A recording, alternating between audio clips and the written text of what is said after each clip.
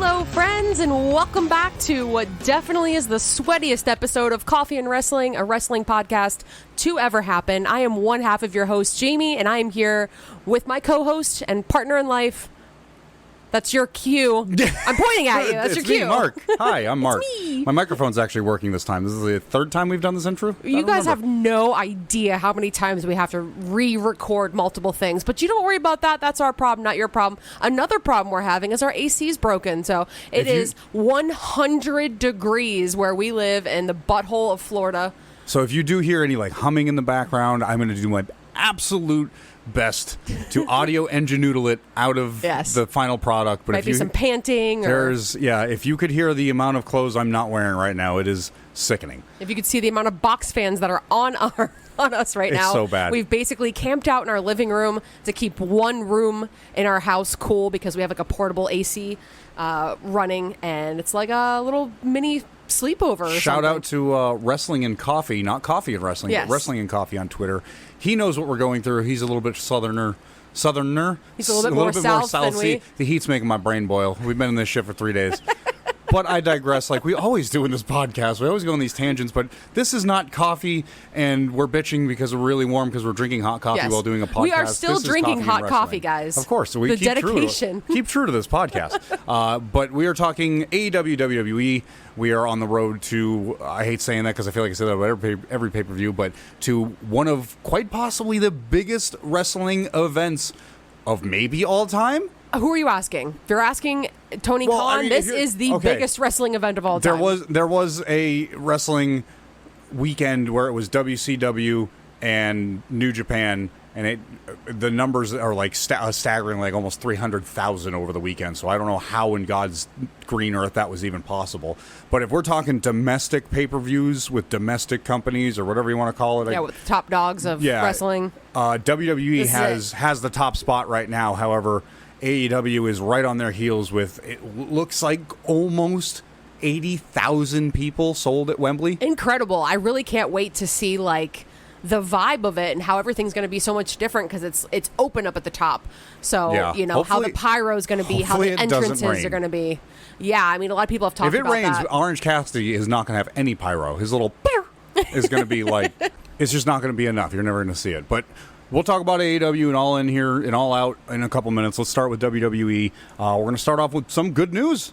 Great news. We've had the New Day has been inactive. I mean, we've seen a little bit of Xavier Woods here and there, but we've had Big E's been out for well over a year. Possibly might not even be coming back to active wrestling in ring performance. I mixed all my words up there. Xavier Woods has been out. I'm sorry. Kofi Kingston has been out with an ankle injury for the past couple of months, which is very unfortunate. But we see the return of 2/3 of the New Day. Xavier Woods and Kofi Kingston ended up taking on the Viking Raiders on Raw. Yes. Yes. It was Raw. Not a lot to unpack here. It was obviously just a match to bring them back into the fold. Thank God the New Day is back because it's an element that WWE has really interjected into their product. It's like a staple of their product. If I'm not mistaken, they've actually said that they will not disband. Yeah. They will not break up because they tried that. They split them up a few years ago during the WWE draft, and I think they had toyed with it, and the response from the people it was awful. Because this was right after, only a year after, Booty-O's and, them throwing pancakes into the crowd and doing that. They went over so well, and then they tried mixing things up a little bit. Understandable. And they tried splitting them up with the WWE draft. I don't remember exactly who went where, but I think Big E went to one brand, and Kofi and Xavier went to another brand or something of that nature.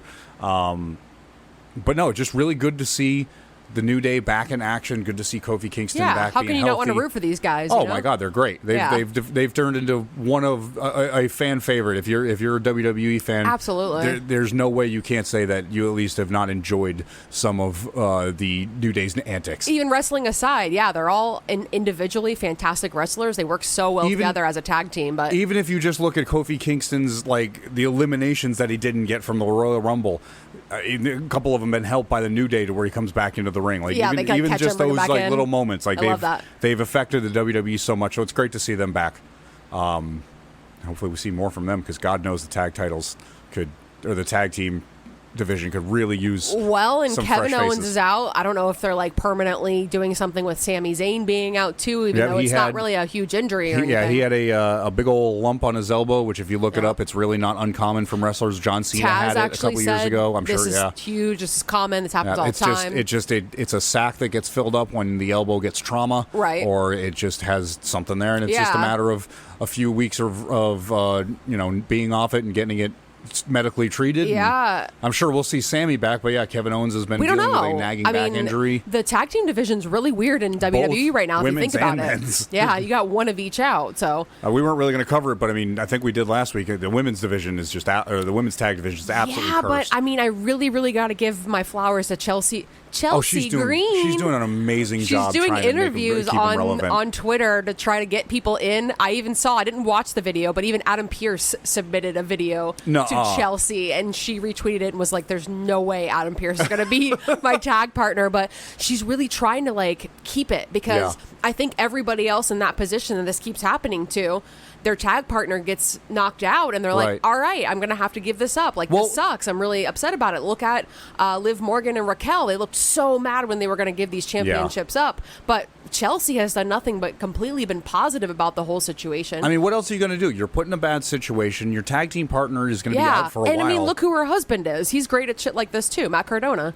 I mean, he always. I mean, perfect example. He's been reinventing himself since he got let go by WWE, and now look at him. He's like he is the indie He's the indie god. He is constantly reinventing himself, and that's exactly what Chelsea's doing here. And I love it because she's not just doing that, but she's utilizing her character to where she said she's going to call upper management and demand this, that, and the other thing. She's going to, and she's using Twitter. She's using social media as a positive thing. The most toxic social media out there, and she's using it as the character, as into her. Like, I keeping love it relevant. I really hope they do keep with this and realize the potential of what she's doing. Even and if go, it's okay, well maybe even just having every week you have a new tag team partner. That's exactly what I was going to suggest until she finds the right one. Yeah, and it's funny because she's getting a lot of like high-profile individuals that are tweeting to this. Like, I don't know who the woman is, but James Ellsworth. Oh yeah, the James Ellsworth was good.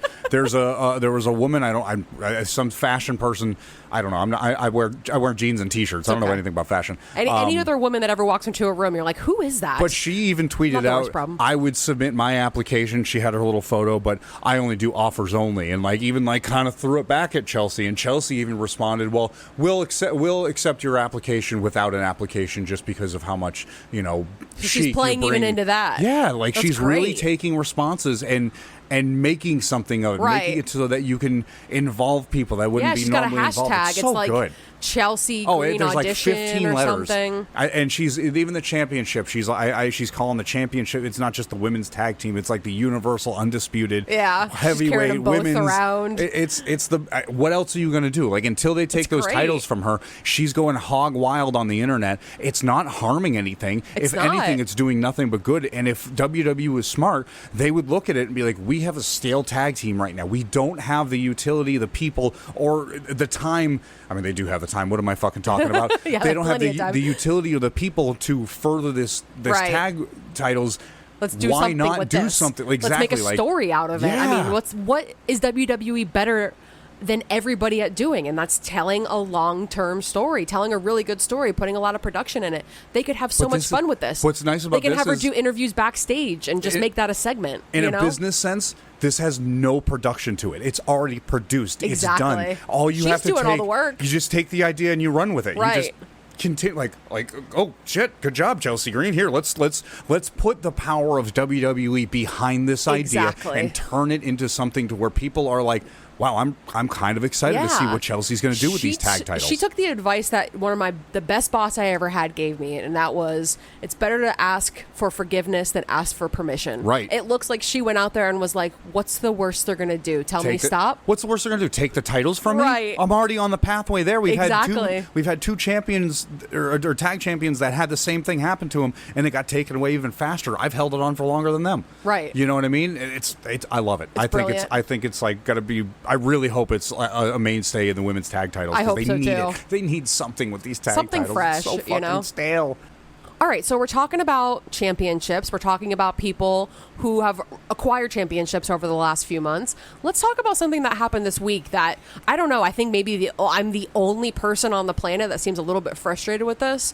Rey Mysterio is your new United States Championship. Yeah. How do you feel about this? Because, the two of us have been a little bit vocal about it. I think, before I get to like my final assertion of this, I think the way that they built this story up with Santos Escobar winning the tournament for the number one contender of the U.S. titles, end up having to be him versus Rey, him beating Austin Theory, him throwing him out of the Rumble at SummerSlam, I think were all great things to do. I think they had a mid-card title story in Santos Escobar, and even if he didn't win, I feel like they would have done great things by putting all of these accolades, putting these wins. He beat Rey Mysterio.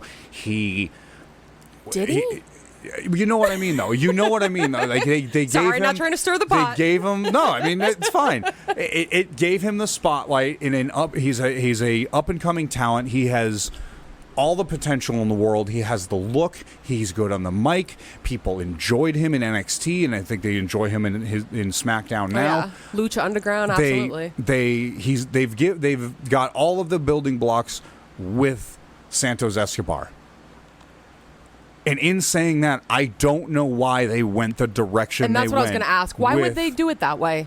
I don't know. The only thing I can think of is they did the injury angle for the millionth time in the last 3 weeks. Yes, I wasn't even going to address that. Let's be honest. They used the injury angle to explain why they wanted Rey to win the title.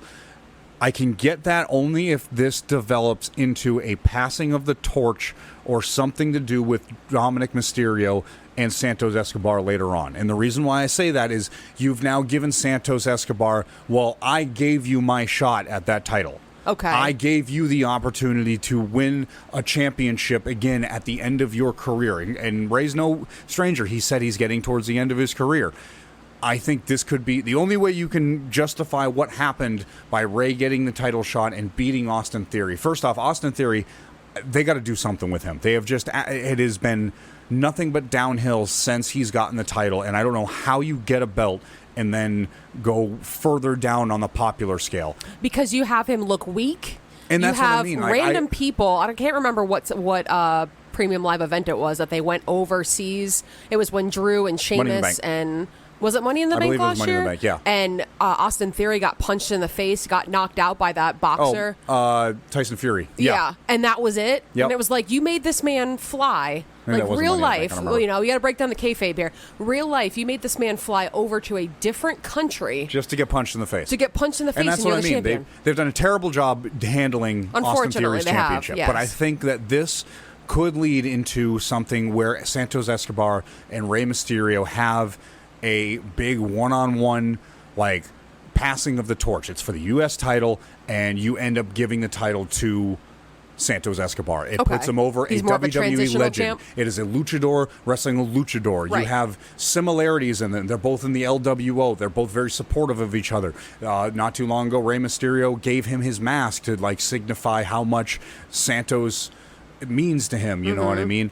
And I think we can do this to where, number one, you can give Santos a huge push by giving him a title belt over a WWE Hall of Famer. Right. And then you can develop that into Dominic Mysterio losing his NXT North American Championship, coming back to the main roster and looking at Santos Escobar and Rey Mysterio and going, hey, fuck you, I want that belt. Okay. Never thought about adding Dominic into the mix. I can't see how Dominic and Rey are not going to have another interaction before Rey ends up retiring.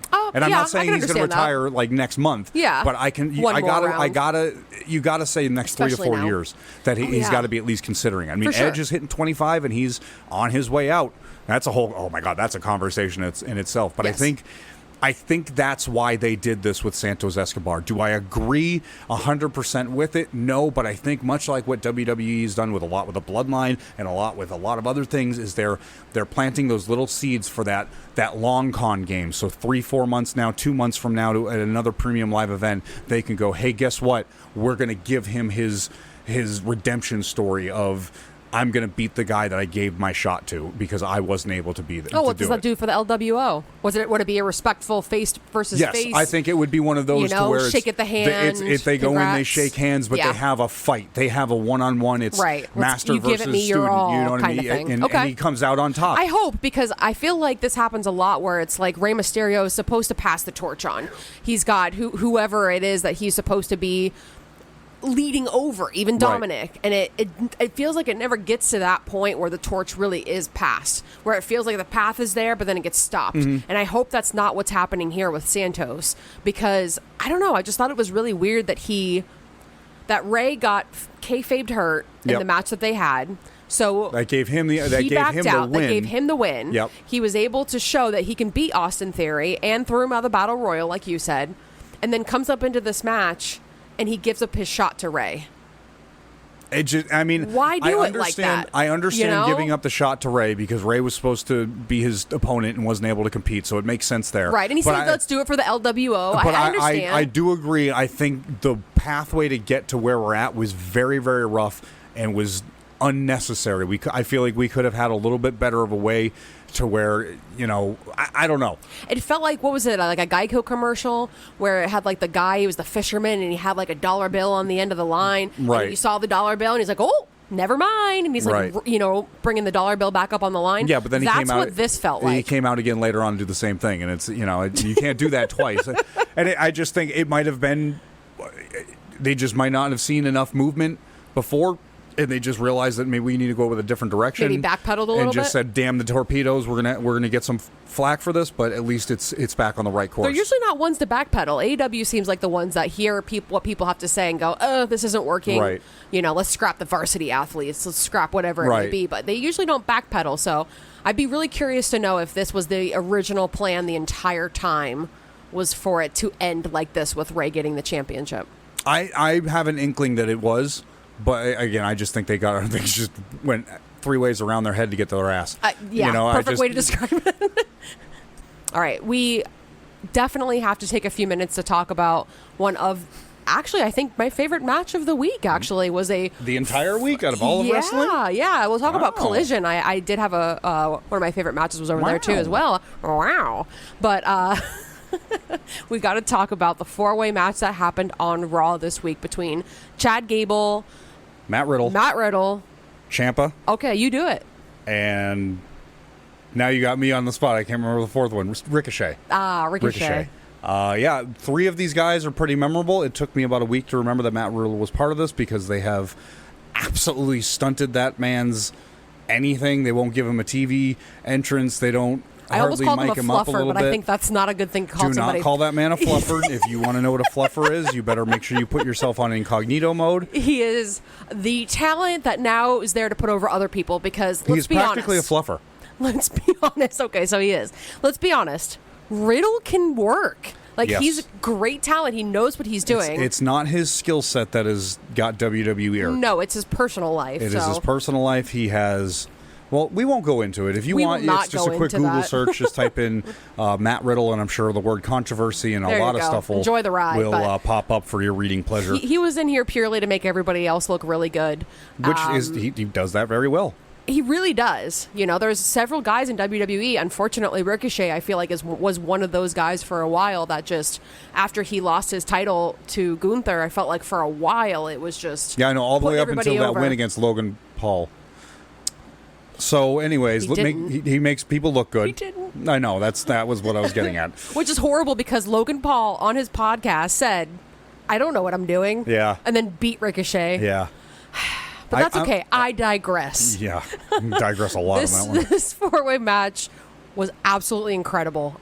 Everybody gave it their all. Well, the four guys they had in there were nothing but talent. And obviously, I wasn't sure where this was going. I was really hoping it was going to go back to Chad Gable getting another chance at Gunther, which that was absolutely incredible a few weeks ago. And it actually worked out that he is going to get a shot. Had that 5-minute challenge because Gunther said, I can beat you in 5 minutes or less. Went well past that. He couldn't. Yeah. And then, if I remember right, he didn't even get the win. Did he get the win clean? He did get the win. Yes, he did get the clean? Win. As far as I can remember, it was a clean win. Gunther doesn't need distractions. It's Gunther. Very true. Come on. But yeah, he's got a upcoming title shot for the Intercontinental title.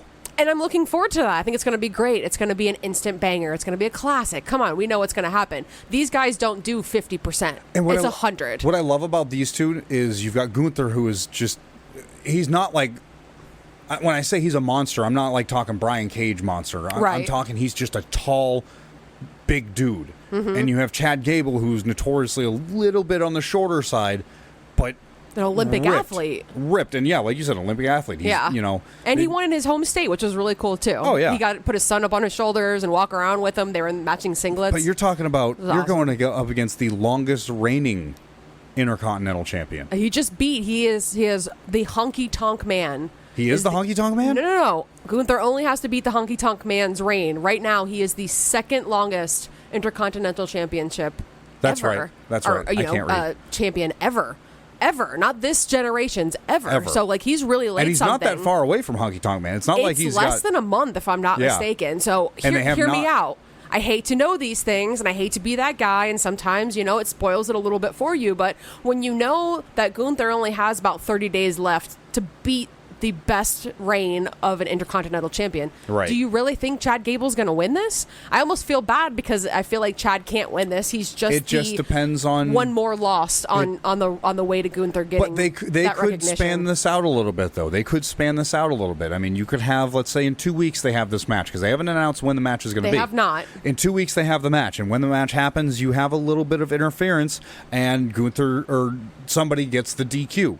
Okay. Otis comes out and loses his temper, and you get the DQ, and you know Gunther walks away, and I win, and Adam Pearce could come out and be like, well, you know, it wasn't really a win, so we're going to do this again at the pay-per-view. Well, see, that's the problem is he beats that reign after the pay-per-view, so he has to get through what is next. Payback.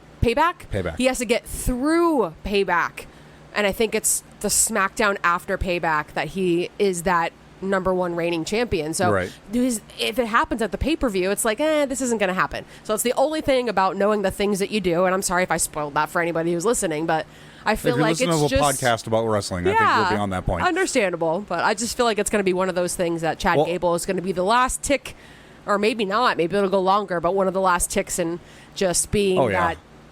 I can't to make Gunther look better. My hopes are up that Chad gets that belt, but I have very, very small hope that it's going to be him walking away. Understandable. Because I kind of would like to see Gunther being the top dog in the Intercontinental title window. And think about WWE would be silly not to do something like that. Especially a month. Right. But think about like what they've done in the last few years. They've done that with Bianca. They've done that with Roman Reigns. They've done that with, you know, now Gunther, where they can say they are the modern day longest reigning champions. So why not throw Gunther? Well, even on their website, they break every single era down by 10 years, or I think it might be 25 years. I don't remember, but they break it down. Each era is a certain amount of years, so it's they know who's who. So of course, this is going to be, you know, the current longest reigning is so and so. Yeah, but why not? For You're WWE, it's been so long since they've had a hard reset. You know, it's been so long since they've had nothing that was hindering a match or any, you know, because of history that's happened before. You wouldn't have two, you know, multi-time tag team champions going against each other for a frugal reason. You have to have this big thing, and this is going to be, you know, kind of a reset to where your current longest reigning champions are living and active in WWE. Right, which makes them look really good right now. And it gives them a huge platform to step off of. Does. You know, Gunther can walk out with all the, you know, the pomp and circumstance because he can. Same thing with Bianca Belair. Even though she's not the title holder right now, she can walk out up to whoever has it and be like, well, you ain't shit because you haven't held it as long as I've held it. Right, like 400 days or something like that. She has the longest and shortest. Roman Reigns is another one. I mean, he's been holding it for well over, or each one of them for, like, I think it's a year and a half. But you know what I mean? He's got a legendary status of the modern day. He can walk up and be like, yeah, it doesn't matter what you've done because I'm the standard. You know, so they're to setting take that the away standards. from Gunther would be so silly. Right. My hope for Chad Gable, and unfortunately that kind of got squashed, but my hope for Chad Gable was that they were going to make him the next U.S. champion. Yeah. You know, he's I hate to always compare him, but he's the modern day Kurt Angle. He is really a legit Olympic and that athlete. The belt US obviously fits him so well. I mean, look at the singlets he wears. Like, right. I just was hoping for that. I'm not mad at Rey Mysterio becoming the champion. Right. I was hoping that Chad would still be getting the next platform with a belt in a singles run. Not that I don't love Otis, but they're not doing really a tag thing right now. But even then, Otis could do a singles run on something. He could. Yeah, you can have a champion and still have a tag team. But I mean, they've even with Maxine Dupree. She's she's a story in herself. So I mean, Otis could be a manager for her singles run in the women's division. Oh, so like a reversal of roles. And Otis is her manager. I could see Otis as manager walking out with a little bow tie and the t-shirt, with the tuxedo on it. All right. I mean, that's a pretty good manager. If anybody's seen The Bear, it's like Maddie Matheson in The Bear. Yeah. Could you imagine if Otis was the one that steps in between, his representative and the representative's opponent? Like you aren't going to take him down like you take down Teddy Long or Paul Bearer. Okay. That's a big, thick dude. All right. Just saying. I like it. And of course, what would be a podcast about wrestling if we didn't talk about, quite possibly, the most involved storyline of professional wrestling in recent memory, the Bloodline? Absolutely. We got our ups, we got our downs, we got everything in between. There's a shitload of both. Last week we had SummerSlam, ended up with Roman beating Jey, which I don't know why anybody was surprised. I really don't know why everybody thought that Jey was going to win and walk away from it. I really don't know why.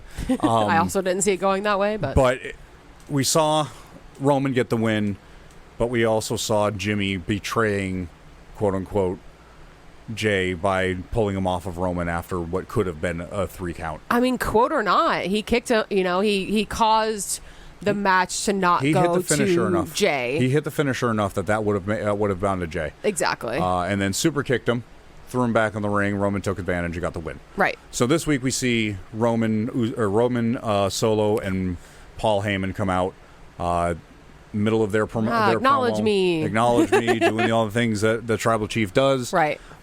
Jey comes out, as expected.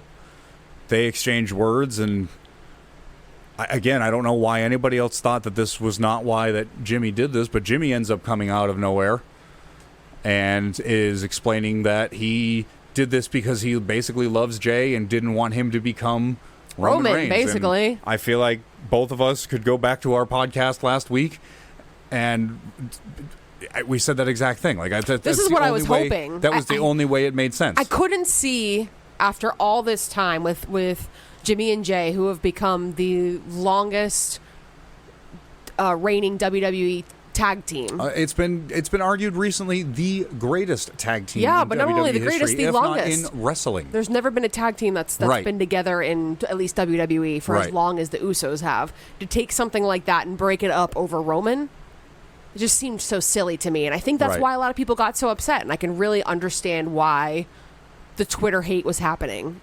Why Dave Meltzer rated it 2.75. But this isn't the first time we've seen this happen, though. This isn't the first time we've seen these two. No, and I feel like it's almost every other time is up and down. Oh, no, Dave Meltzer rated that at 2.7 because that match was not that good. Well, the match was not good. The ending was confusing. There was nothing to explain. The ending was only confusing. It was a very slow match. The ending was only confusing because the WWE wanted to toy people along to watch SmackDown this week to figure out why. Right. And it did exactly what it was supposed to do. Like you said, it was... What's a good story if you finish a chapter and you don't want to go to the next chapter and read it? When I was a kid and I read all those Harry Potter books, I remember falling asleep in my bed no, I got one more chapter in me. I could keep going. Sure. Because it got me hooked. And that's what WWE is really good at. Good, bad, or indifferent of whether it makes sense. WWE is that's the best job they do, is to saying, I'm going to get my hooks in you so that you want to watch my program next week. And that's exactly what they did this week. And of course now I want to watch Raw because they might say something about it on Raw. So now I'm going to make sure I watch Raw just so I can see if there's anything to add to this bloodline. Spoiler alert, they're not on this week, but no, of course. And that's how it seems to be too. It's every other week. Every other Friday, Roman comes out, acknowledge me, something happens, and they talk a little bit more. It's just it is that. It's like every other week there's bad reviews of what the bloodline is, and then the next week it's, oh my god, I can't wait for the next thing. And then it's the same thing with the pay-per-views. Like, it all builds up, the premium live events. It just, I think that WWE has done a really good job storytelling with this, but I think a lot of people are getting tired of the old man with the hook with exactly, the dollar with bill the dollar on it. bill. They're just you like, know? okay, I know this is what Give we're me doing. the damn like, dollar. Not even give me the damn Let me dollar. buy a soda change, with it. Change the Something. trick. Like change the swerve here. Right. You build Well, up when to you a know there's premium gonna live be- event, and then there's no way because there's And that premium live double event is going to end in a interference. disqualification. The ref's going to be knocked out.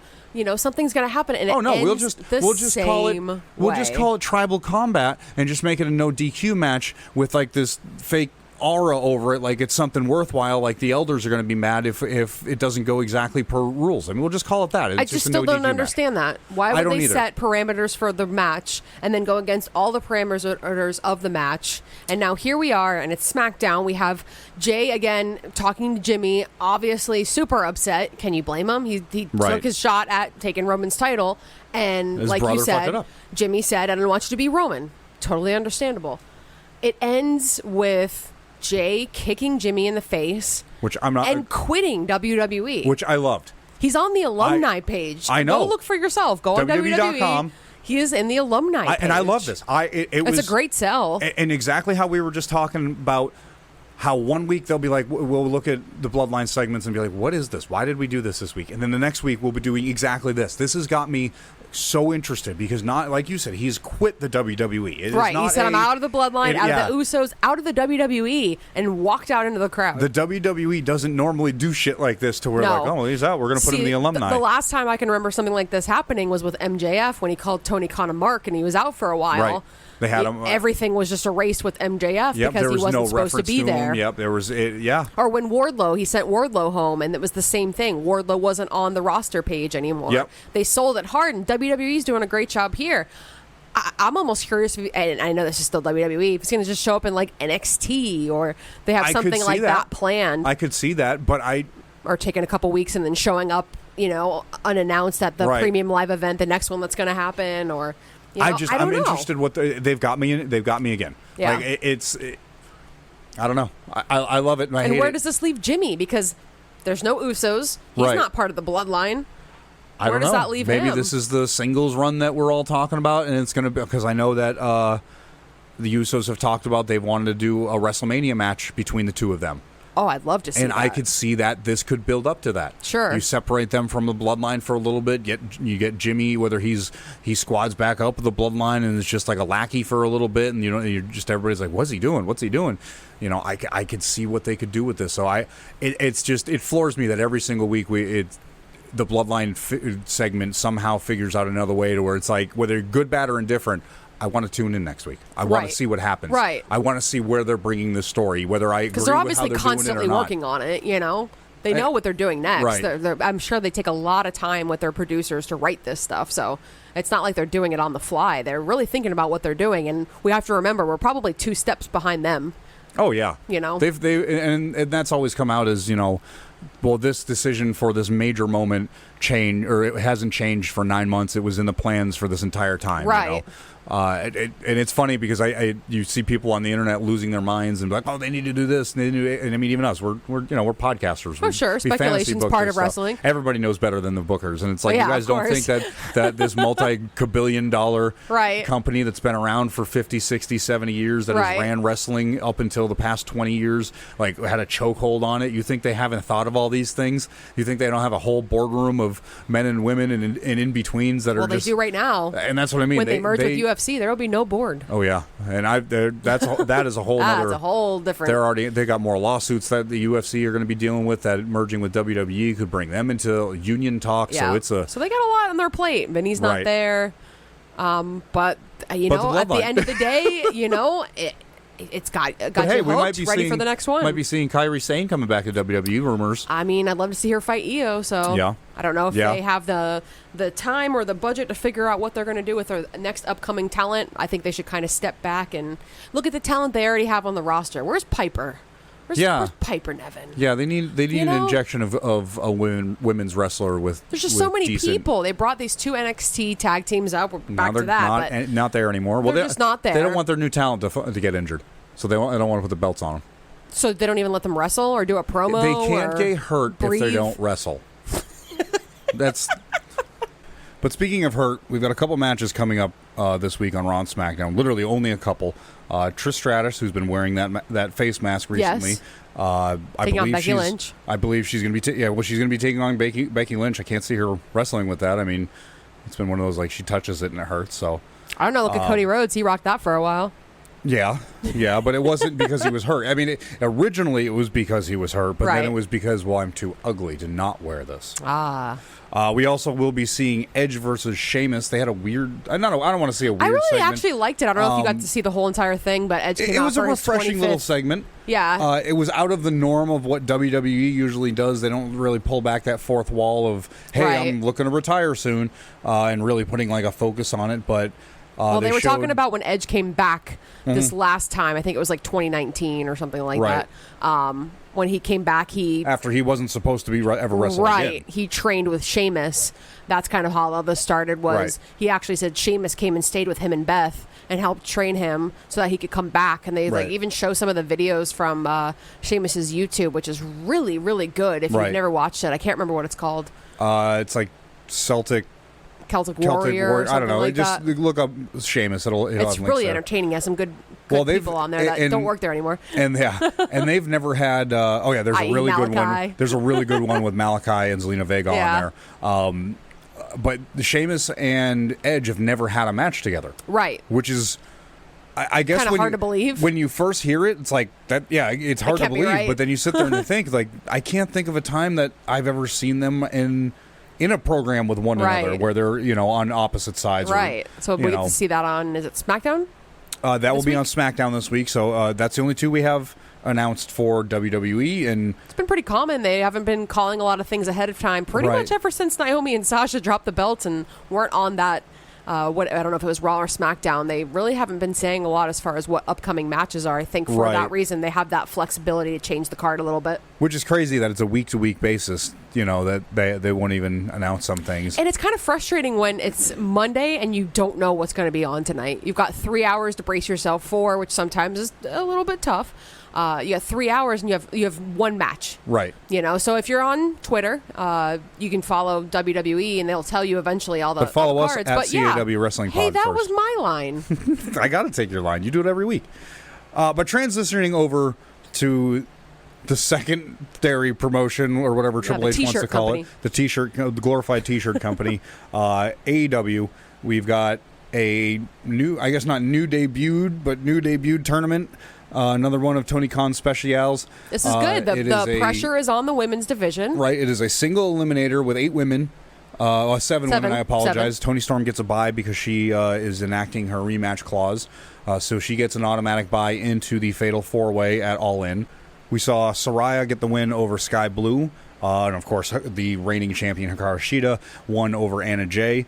And now the only thing we have left is Britt Baker versus a returning Bunny. I almost said formerly injured, but I feel like that's weird to say. But yeah, she was injured. She's coming really back. Excited about that match coming up on Dynamite. Yeah, and you and I have talked about this. I mean, I'm sure I already know your choice. You think that Britt Baker's obviously going to win. All right. Look at the bracket. Look at the history behind AEW. Right. And this is a history-making pay-per-view. Right. I feel like you would be silly not to put the first woman who was signed to AEW in this match. This makes sense with Hikaru Shida, who's been there forever, who was one of the first AEW champions. So you have that long-term storytelling with that. But you have, I think, a better redemption at her and Saraya. I personally wasn't the biggest fan of what happened between Britt Baker and Saraya as far as their matches went. Right. There was a lot of hype, and it didn't really perform to its expectations, in my personal opinion. So that would be a nice, refreshing way of doing that. And then Toni Storm, who's been one of the most dominant champions. I really feel like it would have been Jamie Hayter. Right. If she wasn't injured. She can't. She's injured. Yeah, she's hurt. So they're going with what they have. And these 4 women, I think, are going to have a phenomenal match. Don't get me wrong. I don't think Bunny would have had a bad match here. But I feel like you can't do this huge of a pivotal moment.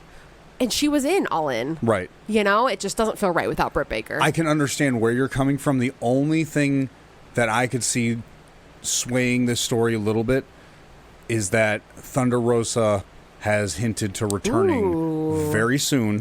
As of last week, I believe. We saw a video with her and Doc that said she was returning. She's going to have. She had a 5-minute trial match apparently this week to see how she reacted to it. I haven't heard anything negative yet, so I mean, the only reason I have my doubts about Britt Baker winning over the Bunny, I'm not saying that everything you said is 100% on point. There's a history. There is a good reason why Britt Baker should go to this. But you give an opportunity to a not-so-seasoned individual, you still have, number one, enough star power in this match between Saraya, Toni Storm, and Hikaru Shida. You put Bunny in there, it'll elevate her. You put Britt Baker against Thunder Rosa at a singles match in either All In or All Out. Interesting take. I like the idea of it being a little bit different than what you would expect, but I still feel like the overall AEW diehard fans are going to be really disappointed to not see Britt going for the belt. Understandable, in women's but if this was WWE and they didn't do that exact thing, I feel like everybody's argument would be the exact opposite. Oh, well, WWE, that's how they do this anyways. I feel like this would throw such a wrench into people's way of looking at how they book things. Instead of giving you exactly what you would expect, exactly what everybody deserves, exactly what everybody wants, you throw a wrench in there, and you throw the Bunny in there. Whether she's going to win it or not is not part of this conversation. But you put that there, and then you bring up something that has been a rivalry since they both started and had some of the best matches in their rivalry. You could put that at an even higher high on the biggest card of AEW's history, and have one of those quote-unquote WrestleMania moments between two people that, honest to God, probably deserve it. Britt Baker deserves... She can get that championship again, but she needs more than just that championship. She needs that spotlight again because she's that good, and she has not been anywhere near that spotlight. And I think putting on another match like the caliber of the one that they had between her and Thunder Rosa and then unsanctioned lights out match is fitting for something like All In. We're talking about booking women's wrestling better. Oh, sure. But we're also talking about taking somebody who hasn't really wrestled in months. Right. Never trying to be that guy. I have a similar back injury to what she has. I understand that that's difficult to do. So, and put her in the biggest wrestling pay-per-view ever? You put a belt on her. I don't know. You put a belt on her. Who, Thunder Rosa? How could they do that? No, I'm saying they've put a belt on her. Oh, I know they believe in her. They've given that trust to her already. She was sidelined with an injury. No. I'm not saying she doesn't have the skill. I'm saying, can she perform at that level after being out and not wrestling in 9-10 months, almost a year? I understand. It's a hot take. I'm going to be honest with you. It's a little bit of a hot take, but it brings the spotlight to something different, unexpected, which I love. I don't really like when things go exactly the way that you think they're going to. I like the oh, but no, I did this for this reason, with the whole bloodline thing. I like to be surprised, and that would be a really big surprise for sure. I mean, they almost kind of... But you think it's too big of a surprise? I think it's too... I just think that's going to be too disappointing that Britt doesn't get that opportunity to go for the belt. And now you're putting Thunder Rosa and the Bunny, who've both been out for a really long time, back into such a huge match. I think that both of them need time back on TV to get the audience more interested in them again. Because after everything that Thunder Rosa's done, especially with Britt Baker backstage, that's kind of a weird... They've made amends about it, though. They've been very public about it. They've been very public about squashing that beef, so it's not like a CM Punk and Elite. But I was going to say, it almost feels like that. It's like having Kenny Omega and CM Punk fight right away. These girls are they put on their big girl panties and walked into a room and said, "Hey, guess what? I fucked up. I'm sorry. Can we be okay again?" And they great. all went, "You know what? That's good enough. Thank you so much for saying something." They shook hands and they walked out of that room like professionals fucking should. As it should be. So I don't know if they should continue that. So again, with a podcast about wrestling, if you're going to talk about WWE, you can't not talk about the bloodline. Right. But I feel like in AEW, if you're going to bring up those three letters, you can't not talk about Better Than You, baby. Baby. And all of these little vignettes they've been doing, these trips they've been going on, these interactions they've been having with people. It's one of the things that I look forward to the most. It is. When I say this, I don't mean that it is the equivalent of the Bloodline storyline. I do not mean that this is apples to oranges 5-6 weeks of MJF and Adam Cole is the same as 2.5 years of Roman Reigns Right. being the most dominant force in all of professional wrestling. But We're just talking about like peak, like our personal peak. this has been one of the best storylines that I have seen AEW do. It's great. I don't know where this came from, who came up with it, but it all started with the random pull of MJF and Adam Cole being in a tag team together. Well, even before that, I don't think anybody thought that after that 30 was, I think it was a 30-minute match, right? Or was it 60 minutes they went to the time limit? Yeah. Either way, when they went to the time limit draw for the AEW World Championship between MJF and Adam Cole, I don't think anyone could have thought that these two could still be in a program that is at the heights that it is right now. Right. And after have nothing that to match. do with the AEW World Championship.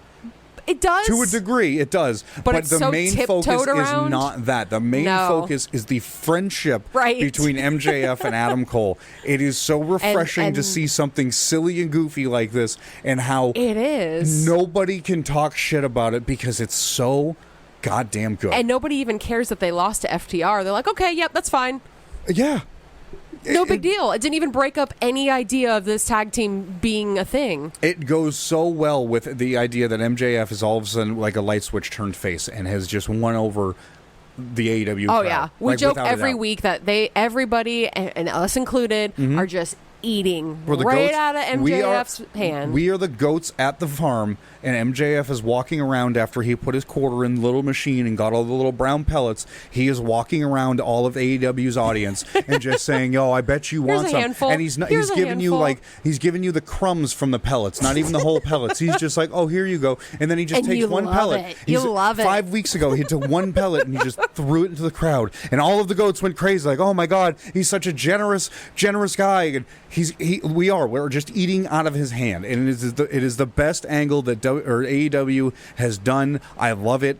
I am a mark for it. Call me a wrestling weenie. Call me whatever you want. I'm in love with this. You got to this whole give storyline. your credit to MJF though, because the acting and the ability to just overnight change your opinion about him being this complete asshole. It took him 2 weeks total to change. Yes. He changed from like massive shit face or shit heel to being a face. To everybody in the crowd screaming double clothesline. He went from the scumbag to your scumbag. Yeah, and he knows it, and so do you. Yep, it's so good. I just love it. And So- Adam Cole is, like white hot baby face and just getting like nuclear hot. Oh, and it's just better insane. because they take the time to on social media talk about each other, but they do these videos every week, and the way that they set it up this Playing week video was games. Adam Cole was going to take MJF out On a bro date. on like a bromance, kind of thing. MJF Celebrate made some their type friendship, of, What Yeah, you do with your friend on a Friday night. exactly. You want to get out of the house and go so have some fun. he didn't really know? ask any questions, and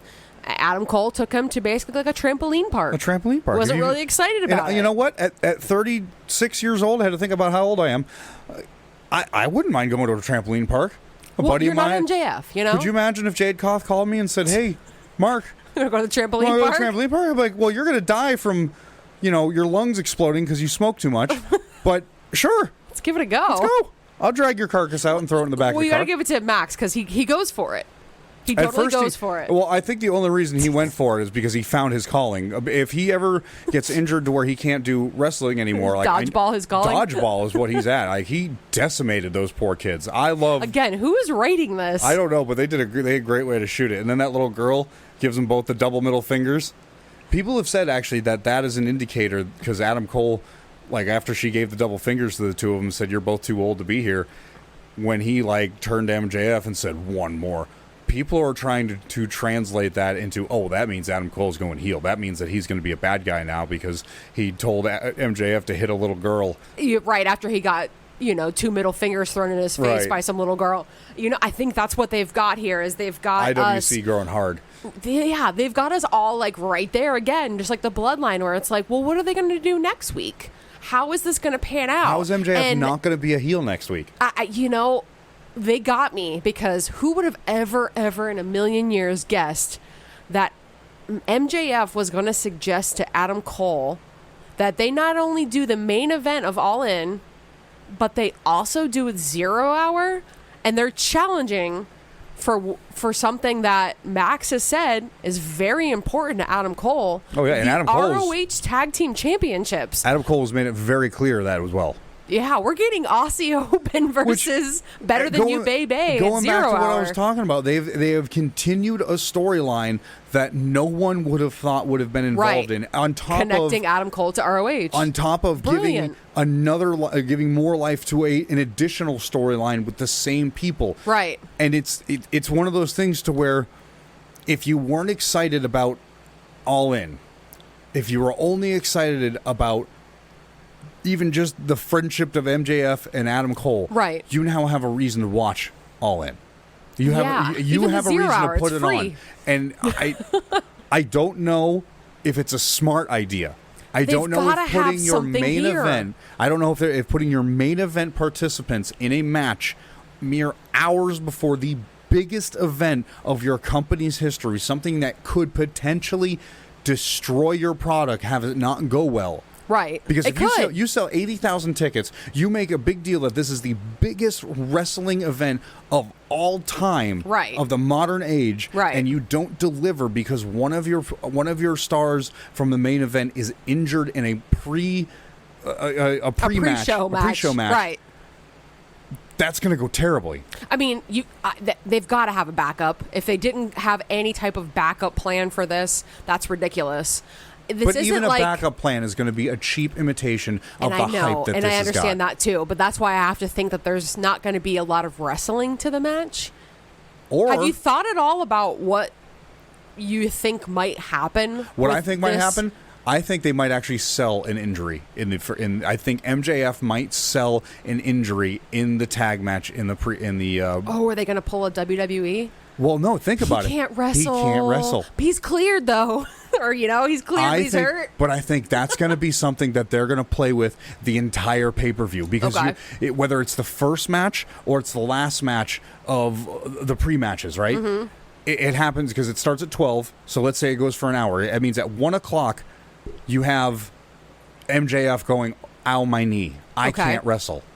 And they lose the tag match. Okay. Number one, MJF costs them the tag titles again. Okay, so he's just doing this for vengeance. Number two, it puts him in a position that they sell the entire pay-per-view. Oh my God, is MJF going to be able to perform? Keeps people watching, right? Roderick Strong, I told you he was going to do this, and it's going to. That's what I think is going to happen. Okay, all right. I think they're going to build. They're going to take both of these extremely hot stories and combine them in a way that is going to make you want to watch All In from beginning to end. I agree. And I think it's more storyline than wrestling. All Out. Yeah, I think 100%. It's going to be more storyline, and that's why I think it's going to be okay, because I think that they're not going to have a 30-minute 0 hour match and then go an hour for the main event. I think it's going to be something like you said. I didn't think of it going that perspective to where MJF, fakes an injury or something, but I thought maybe something would break it up, or maybe Roddy comes in and it breaks it up. He's still a scumbag. Oh, he never denied that. He never denied that. And I could not see him not trying to get out of losing that title by any means necessary. So what does he do, like right at the end before the main event? I'm good? I don't know. That I don't know. I think it's going to get to that point, and that's going to be everybody's going to be glued to the TV, because everybody wants to know. Right. It's 5 minutes before the main event, and MJF has 6 bags of ice on his knee, and the doctor's going, but he's still good. This is going to be. I'm going to say it now. This is going to be the match that we're going to be talking about for the rest of the year. I hope so. Something is planned here. They didn't do all this not the match, and put all this momentum and the steam behind all this just to have it be a regular match and MJF retains and we move on and nothing else happens. There is something here for both of them. And again, I don't know who's part of writing all this, but it's gold. To me, the most exciting thing in wrestling right now. I just can't wait for it every week. I love it. I love it. So as we know, we have Adam Cole and MJF headlining the biggest talked about wrestling event coming up with All In London here in a few weeks. It wouldn't be fair to not talk about the most talked about wrestler who will not be main eventing, but we have so many links to this person. This is the Kevin Bacon of AEW's roster. AEW's roster, CM Punk. Yep, you love him, you hate him. Either way, I feel like there's no in between. One of the most polarizing figures in wrestling of the past probably 30 years. Yep, and a dominating force in Collision now, which has been... Yeah, he's a collider. He is. Yes, colliders. Also, real quick, just got a shout out. Regardless of your opinion about CM Punk, I've got a shout out. He always ends up having some type of T-shirt, whether it's due to the writer's strike that's going on, whether it's trans kids' rights. He always goes out of his way. Women's rights. He always goes out of his way to, make sure that that if you don't agree with his opinions, kind of fuck you. So, hey, you know what? At least he's taking his platform and making it an opportunity to be a good guy about it and trying to be. And we're an all equal podcast here. We love everybody. I was gonna say we hate everybody. No, we love everybody.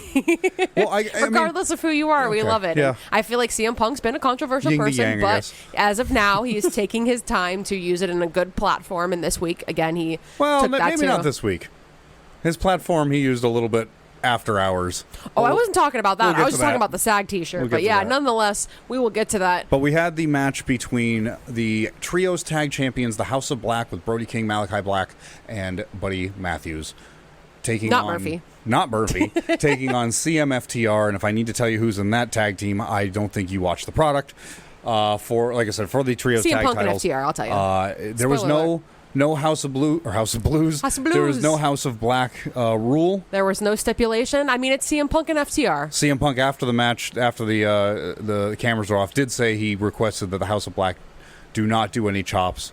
And he is very angry because the House of Black did do chops. That was unofficial. So, what did you expect? What did I expect? I think everybody got exactly what we expected with this match. This was interesting because I feel like it was the same situation as like Aussie Open with Better Than You, Baby. It's like who wins at this? Right now, because you've got 6 belts in this match. Mm-hmm. You got obviously the Trios champions, but you have the tag team champions, and then you have CM Punk with the real world's champion. Real world's. There's 6 belts here. How do you let there be a loser here? That's a lot of hardware. There's a lot of tattoo work in that ring. There is a lot of tattoo work and a lot of straight edge dudes in here, which is insane when you look at them. You wouldn't think so, but this now I might be a little bit biased because this involves 6 of my most favorite wrestlers to watch on current TV. Same. I love Regardless me. I love me some House of Black. I'm a Brody King fan through and through. I'm actually wearing. I know that he's not part of the podcast, but he's supported by Hardlore. I'm actually wearing the shirt. From Tor. I'm wearing the shirt right now. Like I'm a diehard Brody King fan. God's hate. That whole clique. Malachi Black, I have grown to absolutely love ever since he's come when he was in WWE and now in AEW. Buddy is probably one of the most dominating forces in wrestling. Oh yeah, Buddy Matthews. Can't wait to see more of him and Kenny. under realized what the capabilities of him, and then the FTR and CM Punk. I mean, they're tried and true World Tag Team Champions, former or current real World's Champion. Whatever. I mean, there's a lot this match here. was like. I loved it. It hit on every single one of my I like these match points. I don't have a list. Don't ask me for them. Eat a butt. But I just loved it. The idea was like whenever somebody came into the ring and there was a tag, the intention was that certain people were locking up with certain people. And that was really, really interesting was they kind of kept it that way. Right. And the focus point and the most pivotal point of that was really Malachi and CM Punk having the similar styles. It's always been kind of a dream thing that everybody has wanted to see. The cross-leg, sit down in the ring. Yeah, and they had that moment. They did the thing. They're where both they sat, straight edge coming out of the hardcore community or punk community, whatever you want to call it. So yeah, the similarities there are almost 1-to-1. Yeah, it was great. I did see. I mean, that is one of the more important things that came out of this match. But one of the other things that were important.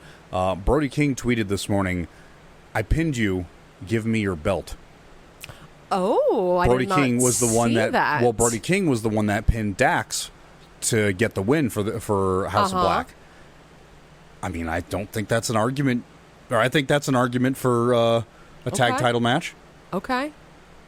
I'm just saying, belt collectors, just cause. I mean, why not? I'd give that there. That man has broad enough shoulders. I'm sure he can hold a couple belts across him. I mean. But But yeah, I thought that was kind of interesting. So maybe we'll see something that later on down the road. And also, we have to take. I have to take a second to say congrats to Buddy. He got engaged to Rhea Ripley this week. I don't know how he locked that one down, but good for him. I mean, great for you. I mean, they both. I guess he must not. Couple. He must not be active on social media very much because if you look at Rhea Ripley's social media, even if you just look at her mentions in Twitter, it is a slew of just the most vile individuals I've ever. Yeah, some of the stuff on there is a little bit bad, but good for them. I'm glad Buddy Murphy and Rhea Ripley or Buddy Matthews. Well, he has to be Buddy Murphy at the wedding because the WWE won't allow him to be Buddy Matthews. They will never ever allow them to get married. She's dumb. He was at the Hall of Fame. Yeah, and they cut him out. They cut him out of the shot. Do you think they went up to him and said, "Listen, your seating arrangement is Buddy has to be all the way on the outside"? Yes, so we can no, 100%. Because even further into the story, which if you don't know, this is absolutely hysterical. Buddy used to date Dominic's sister. Yes. In real life. Yes. So the whole idea that Rhea was mad at Dominic's sister when Ray was celebrating like his 20 years or something was absolutely hysterical. I think it was like 6 or 7 months ago. Yeah, it was absolutely hysterical because she like kidnapped Dom and like beat the shit out of him, and Damien came I think she pie-faced her, if I remember right. Something like that. Rhea so they had like some real interaction. I doubt they have real life heat. Otherwise they wouldn't keep it. But it was if you knew, you knew. Well, that right there, that was when like the big and we're getting to like fucking wrestling gossip, but that was when like it started to come into the public eye that Buddy and Rhea were dating. That's when it started coming out. So of course that was just hysterical. But yeah, they totally 100% did the Hall of Fame induction with the two of them on the opposite ends. So they could cut them out. They did that thing with when you have your MySpace photos and you download them, but your ex-boyfriend or ex-girlfriend's to one side of you, and you just crop that side out, and you're just like, yeah, no, it was a great time at Six Flags. I went by myself. Well, going back to CM Punk, after the House of Black match, they ended up losing, and this has been like a reoccurring theme with AEW that after at least one of the shows each week, somebody has something to say, and CM Punk using his platform, his notoriety to send a message to Hangman, and I got the audio queued up here. There was a lot of Hangman signs in the crowd, and they were in Hangman country, but they were also in FTR country. You always get that mixed reaction with CM Punk, but you always get the same reaction with Hangman whenever he comes out. But here, I've got the audio queued up. I actually got intelligent enough to get it ready, so here it is. This is CM Punk minutes after AEW Collision went off the air at what was it, 11 p.m., 10 p.m. Today, I went to a local supermarket, and I figured out why they call him Hangman. It's because the pegs in the toy aisle are full of Hangman action figures because nobody wants to buy them. Oh! You son of a bitch! He's a peg warmer. Unlike me, who moves merchandise and pops ratings and sells toys. Everybody in AEW say, I'm the heart, I'm the soul, I'm the spirit. Well, that's objective. What is a fact is the people who say that certainly aren't the chin of AEW. Because the lights go out faster than what? GTS, go to sleep. I don't know what I'm trying to do. I got rock too. All right, so... This just makes me think that, hey, CM Punk had to go to like Walmart to like stock up on his all natural deodorant or something, and went into the toy aisle to stock. Yeah, why is a 50-year-old man going in the toy aisle? I mean, it was a good rip. All these wrestlers are fucking toy collectors anyway. Right. Ethan Page. It was a good rip. It took me a second. I was like, Hangman. Okay, all right. Yeah, it was a good rip. It was a good rip. I don't think the rip in what he said is not really what the takeaway here. I think the takeaway is this is the first time that we've had any mention besides when the Young Bucks and Kenny Omega were making fun of the bite and the lariat, and this is the first time that we've heard anything out of at least Punk's side, right? in a public forum. Except for that, like, UFC. No, I don't think it was UFC. It was some type of, like, fighting thing that he was in. He's Right, like, oh, right. you don't want me backstage. But But other was- than that, this is It's directed been exactly quiet. at the Both elite. camps have been, Yeah, or at least silent. Hangman. There have been a little bit of, it happened, but we're trying to get past it. That was about all we've seen. And now we see Punk specifically calling out Hangman. And I mean, I know it's, cameras are off. It's not part of the show. Right. Somebody, quote unquote, leaked it, whatever you want to call it. We're in Well, I mean, 2023. they know they're gonna leak it. Exactly. Everybody knows that everybody has their camera up when Right. CM Punk pulls up the microphone after the cameras goes off. Right. Because everybody knows, oh, he could say something, and he did. I'm just interested with Samoa Joe giving him the challenge to finish their epic battle against each other at All Yeah. In. CM Punk not even addressing it yet. No.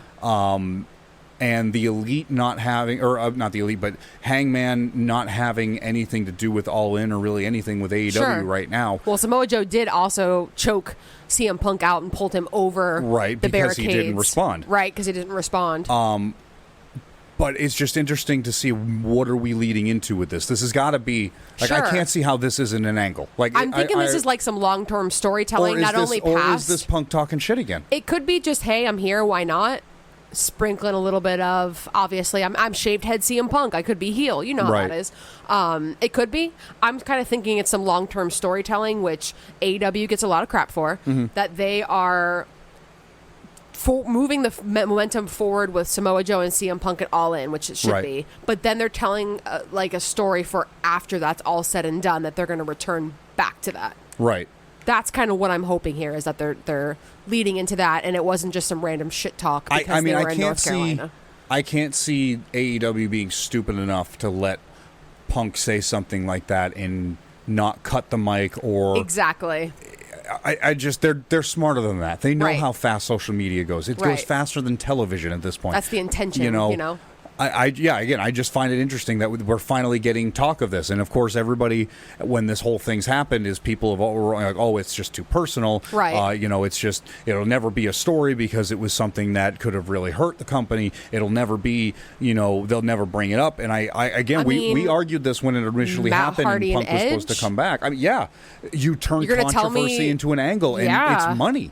Because people really have feelings behind that stuff. And it's you don't it's have the to fake emotional it. It's connection. real. It's that emotional connection that people have with wrestling. Right. When I watch wrestling and I want the good guy to win, it's not just because, I mean, sometimes, yes, I have my fan favorites, but in a storyline aspect, there's a reason why you're rooting for a certain person.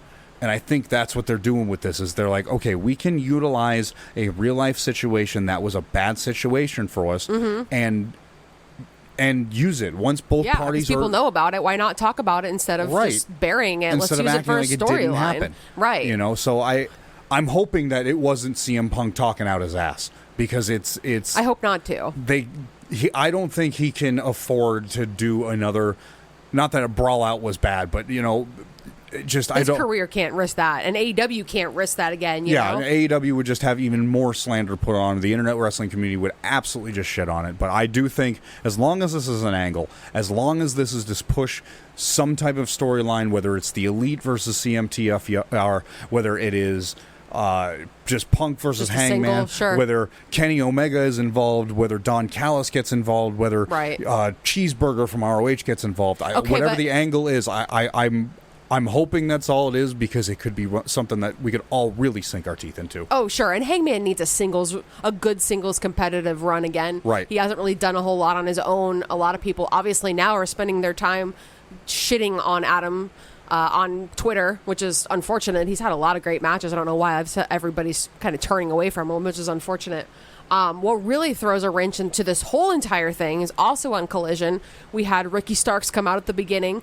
Tony Schiavone was talking to him. Informing him he's been suspended. He's been suspended for 30 days, which means he can't fight it all in and he can't fight it all out, which is interesting if you think of it in that perspective. Yeah. He said that he has a manager's license. He's going to start next week. How does that tie into CM Punk? Because he also said, CM Punk, I'm not done with you. So he basically said he's declaring war on him. Yeah, he's got 3. CM Punk has 3 people that want to fight him right now. Oh, I believe it's more than 3 people. I'm just saying, for There's people just that three are out people and on about. camera. Not even Jay, who called him out before. Jay That's White still said he bubbling. wanted it. So what are they going to do? Have multiple people fight at the same time? Maybe at All Out? Or I don't know. Or afterwards? Or I don't know, but it's interesting. I can't help but see that FTR is continuously siding on CM Punk's side. And I know CMFTR has been a thing, but I can't help to feel like they're building up to something. Of course. Because you have the AEW Tag Champions and I will say a self-proclaimed World's Champion. Right. Constantly defending one another. And I can't see how this can't develop into something really interesting with the Elite. Sure.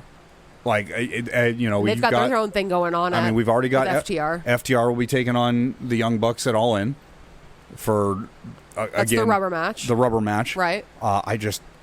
I could see this rolling into All Out. There's just so many storylines and so much potential with that, with so many multiple people. And even this week, Hobbs called out Miro. Yeah. There's just so many good things. Oh, my God, so talk about good. the pop.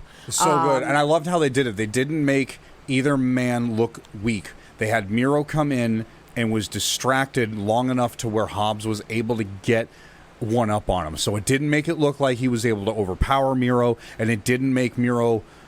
It didn't look like Hobbs was too weak to defend himself against Correct. talking all that shit. Right. He took God, Hobbs was great. Oh, yeah. Both of them do. Oh, Both yeah. of them do. Oh, yeah, But I liked how they did that. They had two big dudes that you knew could probably just go one for one, and you were able to give one the upper hand without making the other one look weak. Right. He caught an I'm opportunity stoked on time, it. Yeah. opportunist time, and got the better of somebody. I don't know what they're doing with it. I don't give a shit. But see, that's the thing is that there's I'm going back to my so 16-year-old. much- I like seeing big man meet slap. Yeah, again, potential for storyline has got you just hooked every week to where you can't just watch one show. If there's anybody out there that just watches just Dynamite or just Collision, You're crazy. You're missing other things. Even Rampage just watching has Raw been or pivotal. just SmackDown, like you're crazy. You're missing so much. Yeah, watch them all like us.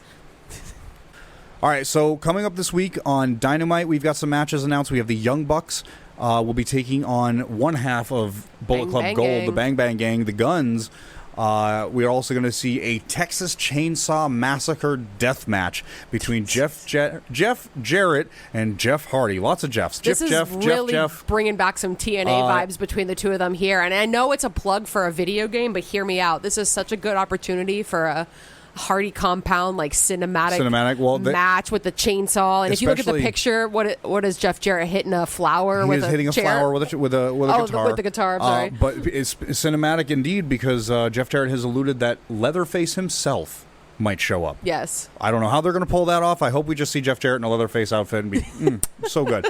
We also have an AEW International title match between Orange Cassidy taking on Wheeler Yuta of the Blackpool Combat Club for his 29th title defense of the international 40, guys. title. Like, if you didn't know, Orange Cassidy is 40 years old. Amazing for 40. He comes out every week and defends this title. I mean, this is the workhorse of AEW between him and also Athena. doesn't have a title or doesn't have a match for All In. Oh, I swear it's going to be him and John. You've been saying that for weeks. If it's not him and John, then it's got to be BCC versus House of Black at All In. I hope. Oh, that's a Come blood. on, That is tell a me that lot wouldn't of blood. be sick. That's a lot of blood. I know. You bleed different when you're overseas.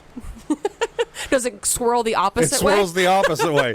Actually, it goes up your head instead of down your head. Okay, that makes sense. We'll also see a tag team match between Darby Allin and Nick Wayne versus the Gates of Agony, Bishop Khan and Toa Leona. God, and who wrote all these matches for Dynamite? I can see Darby and Nick getting the win over this, but God, they're going to be hurt. At the risk of what?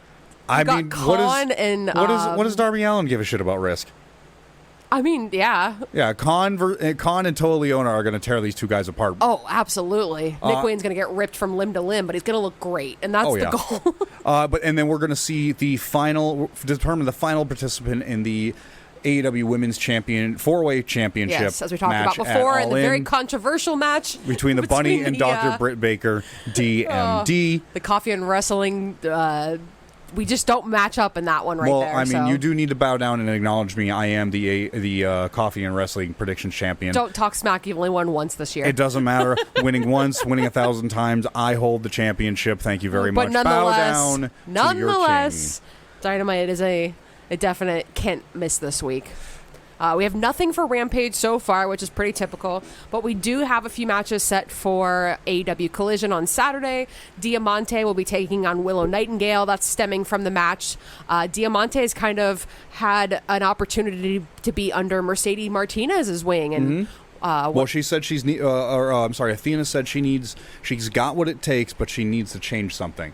Yeah, and so I think her I'm liking tagging it. up with Mercedes and kind of teaming up a little bit is that exact thing she needs to push herself a little bit higher, because she's a good wrestler. And I do like that she's kind of changed her gimmick a little bit away from that Miami Cholo Chica bandana wearing kind of look.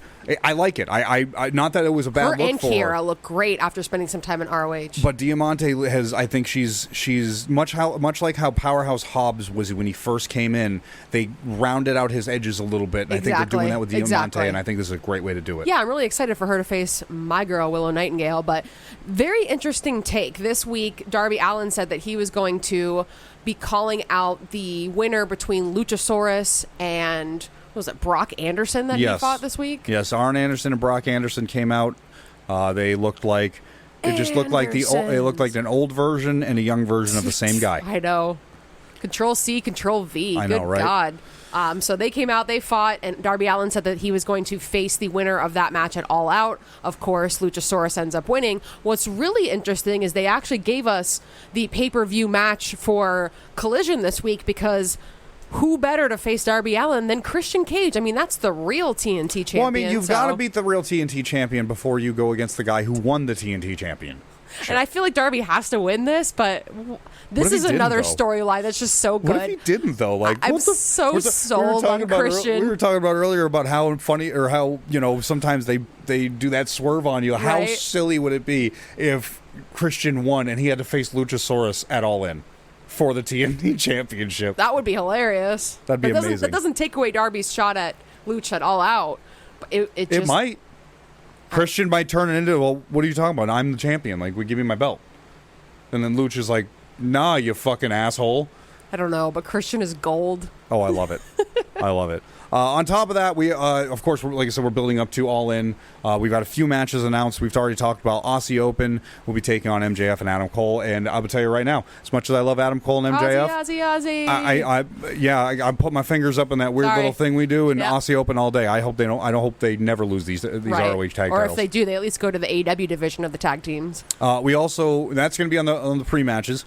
The only 4 matches that we've got announced for All In, the main card, is we have FTR will be taking on the Young Bucks for that rubber match for the AEW World Tag Team Championships. Hikaru Shida, Tony Storm, Saraya, and the winner between Britt Baker and The Bunny for the AEW Women's World Championship in a 4-way match.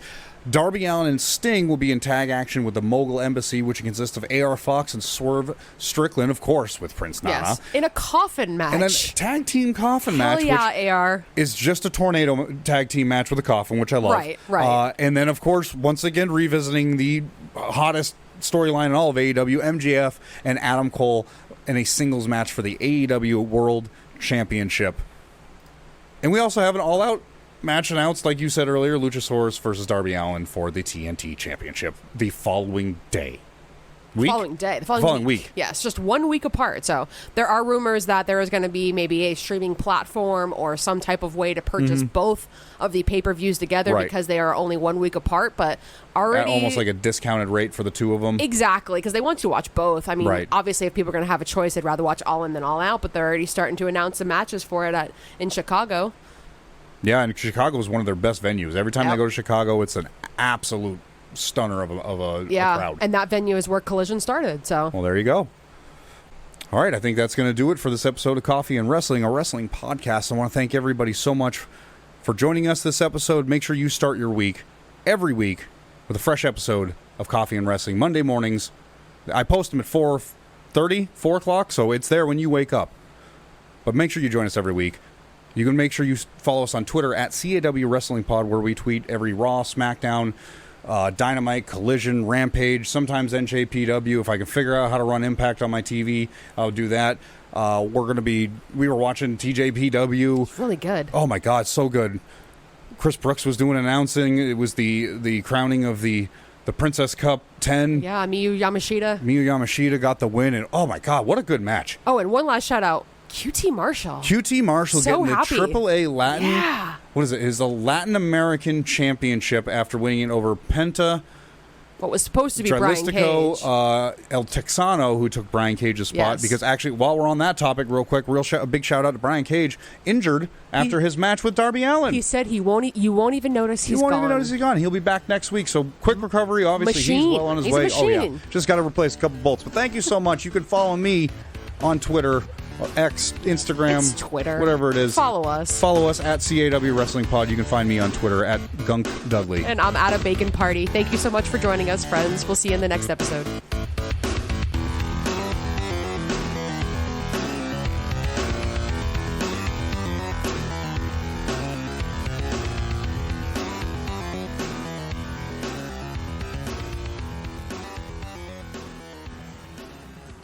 Better get rid of that bad breath before it's the intro time, baby.